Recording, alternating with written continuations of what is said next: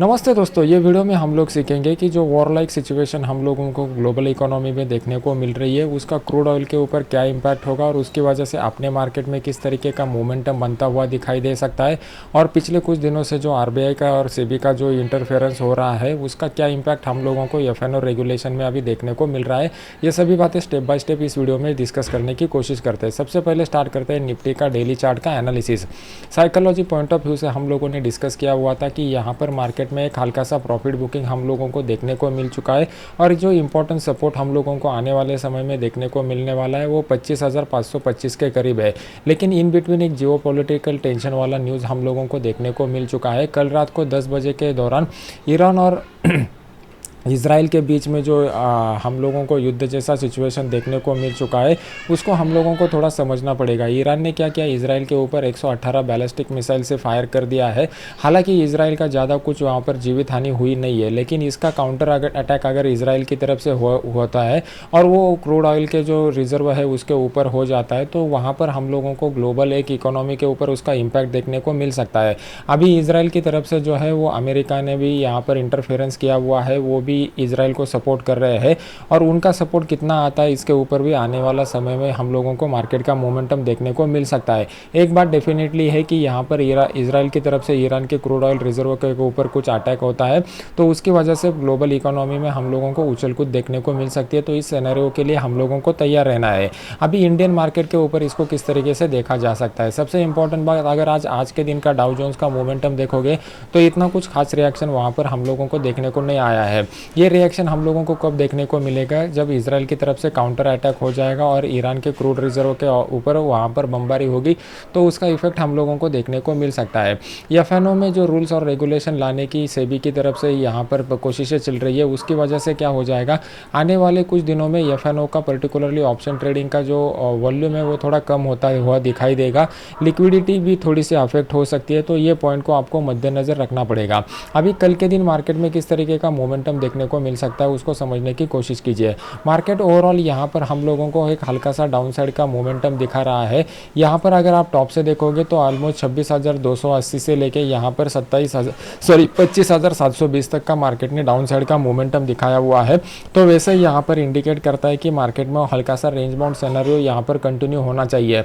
जब मार्केट 1-2 दिन के लिए यहाँ पर रेंज बाउंड सिनेरियो कंटिन्यू करेगा और फिर उसको डाउन साइड की तरफ ब्रेक करेगा तो हम लोगों को ये सपोर्ट तक का जोन जो है वो मिल जाएगा। यहाँ पर अच्छा खासा टाइम कंसोलिडेशन भी हो जाएगा प्लस प्राइस कंसोलिडेशन भी हो जाएगा। तो हम लोगों को एक्सपेक्टेड है कि आइदर मार्केट को रेंज बाउंड रहना चाहिए या फिर इस लो को ब्रेक किया तो यहाँ पे डाउन साइड का मोमेंटम कंटिन्यू होना चाहिए।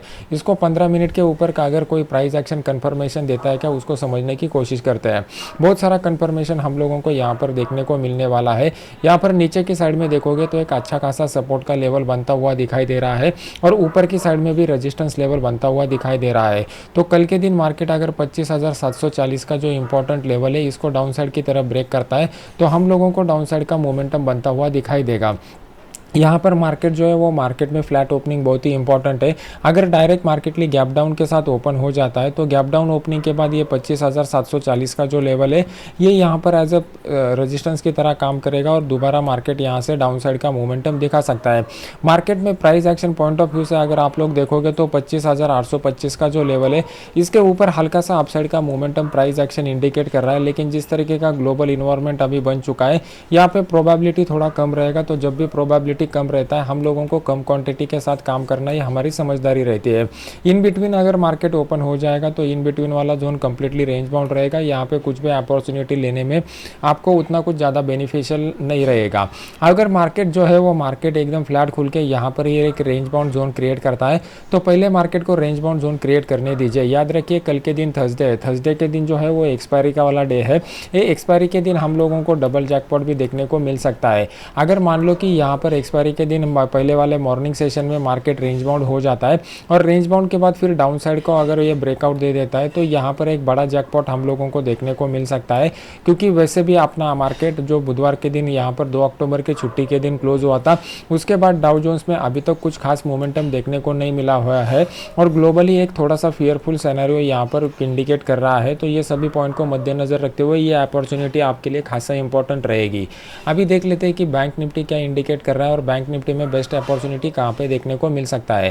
डेली चार्ट में अगर आप लोग देखोगे तो मार्केट ने एक हल्का सा इंडिकेशन यहाँ पर दे दिया है कि यहाँ पर जो डाउनफॉल हो चुका था इसको यहाँ पर पॉज लेना चाहिए और 52,800 का जो लेवल है वो 52,800 के लेवल पर मार्केट रुकना चाहिए। मार्केट यहाँ पर रुक जाता है तो रुकने के बाद हम लोगों को वेट एंड वॉच की मोड में जाना पड़ेगा और फिर यहाँ पर डाउन साइड का ब्रेकआउट अगर हो जाता है तो यहाँ से मार्केट ने जो अपसाइड का मोमेंटम स्टार्ट हुआ था यहाँ तक दोबारा मार्केट आने की आशंका है। अभी इंट्राडे चार्ट में अगर हम लोग ठीक से देखते हैं तो हमारे लिए एक अच्छा अपॉर्चुनिटी वाला लेवल यहाँ पर बनता हुआ दिखाई दे रहा है। जब भी मार्केट ने बड़े टाइम के लिए कंसोलिडेट करता है तो वो अपॉर्चुनिटी आपके लिए ज़्यादा इंपॉर्टेंट रहता है क्योंकि वहाँ पे अच्छा खासा ओपन इंटरेस्ट का डेटा बन जाता है। तो इस तरीके का ओपन इंटरेस्ट का डेटा हम लोगों को यहाँ पर देखने को मिल चुका है। ये कहीं ना कहीं हमें इंडिकेट करता है कि इमीडिएटली कोई बड़ा मोमेंटम बैंक निफ्टी में हम लोगों को दिखाई नहीं देगा। कल के दिन मार्केट फ्लैट ओपन होकर अगर 52,820 के लेवल को डाउन साइड की तरफ ब्रेक करता है तो यही एक डाउन साइड का हाई प्रोबेबिलिस्टिक अपॉर्चुनिटी हम लोगों को देखने को मिलेगा। इसके अलावा अगर अपसाइड का अपॉर्चुनिटी आता है तो उसमें प्रोबेबिलिटी कम रहेगा तो टाइम बिंग के लिए हम लोग उसको इग्नोर कर देंगे। और कल अगर लाइव मार्केट में कुछ अच्छा अपॉर्चुनिटी आता है तो मैं अपने टेलीग्राम चैनल में आपको अपडेट कर दूंगा, जिसका लिंक वीडियो के नीचे डिस्क्रिप्शन बॉक्स में मैंने डाला हुआ है। ये वीडियो अगर आपको अच्छा लग रहा है तो इसको लाइक कीजिए और अपने यूट्यूब चैनल को सब्सक्राइब करके बेल आइकॉन का बटन दबा दीजिए। मिलते हैं नेक्स्ट एजुकेशनल वीडियो में। Thank you very much.